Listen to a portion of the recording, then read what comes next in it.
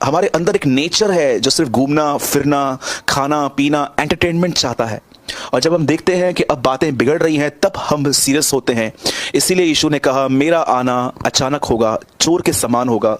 क्या आपके घरों में कभी ऐसा हुआ है कि आपको दरवाज़ा खटखटा के कोई कहे कि मैं चोर हूं और मुझे कुछ काम है, मुझे अंदर आने दीजिए और मैं आपके गोल्ड और सिल्वर को लेना चाहता हूं? वो अचानक आते हैं। वैसे यीशु ने कहा मेरा आना अचानक होगा। और सेकंड थिंग जिस प्रेयर का कभी आंसर नहीं आएगा वो ये है, आप में से कोई खुदा को ये कह सकता है 2019 मुझे वापस लौटा? कोई नहीं कह सकता।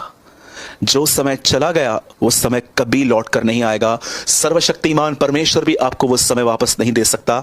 ये बात अलग है कि अगर हम अपने माँ बाप का आदर करें तो हमारी एज बढ़ सकती है, लेकिन जो समय चला गया वो चला गया। और आज मैं आपको सच कहता हूं, बहुत सारे लोग अपना समय बहुत सारी व्यर्थ बातों में, पबजी खेलने में, कैंडी क्रश खेलने में, और आजकल तो बड़े शर्म की बात है कि कुछ लोग कहते हैं कि वो 3 पत्ती खेलते हैं।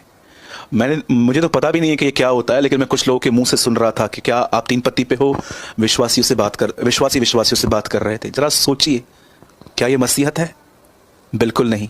मैं एंटरटेनमेंट के खिलाफ नहीं हूं, मैं उस एंटरटेनमेंट के पक्ष में हूं जो आपके माइंड को करप्ट नहीं करती। मेरे भाइयों और बहनों, ध्यान दीजिए, यह आपके लिए एक समय है। बाइबल का अध्ययन कीजिए। मैं आपको सच कहता हूं, प्रभु मेरा गवाह है, जो मैं आपको आज समझा रहा हूं, बाइबल अध्ययन करें, वो मैं लास्ट 15 साल से कर रहा हूं। और मैं आपको सच कहता हूं, मैंने बहुत आशीष पाई है इससे। परमेश्वर मुझे हमेशा इन वचनों के द्वारा नई नई बातें समझाते हैं जो मेरे लिए बहुत एक्साइटमेंट होती हैं। एक दिन मैं किसी रेस्टोरेंट में था और मैंने कुछ ऑर्डर किया, और ऑर्डर करने के बाद मुझे ऐसा लगा कि मेरा पेट भर चुका है और मैंने कुछ खाना छोड़ दिया। तब अचानक मुझे एक ख्याल आया, जब यीशु मसीह ने कहा 5000 लोगों को खाना खिलाने के बाद उसने कहा बचे हुए टुकड़े उठा लो ताकि कुछ भी फेंका न चाहे। आप जानते हैं, जब वो खाना मैं छोड़ रहा था उस टाइम पे पवित्र आत्मा ने मुझे वचन दिया कि तू देख खाना कैसे वेस्ट कर रहा है। उस दिन मैंने कुछ बातें सीखी। हर समय खुदा का कलाम एक नए तरीके से आपके पास आएगा। इसलिए मैं आपसे विनती करता हूं, बुद्धिमान बनिए और परमेश्वर के वचन को पैसों की तरह यूज कीजिए।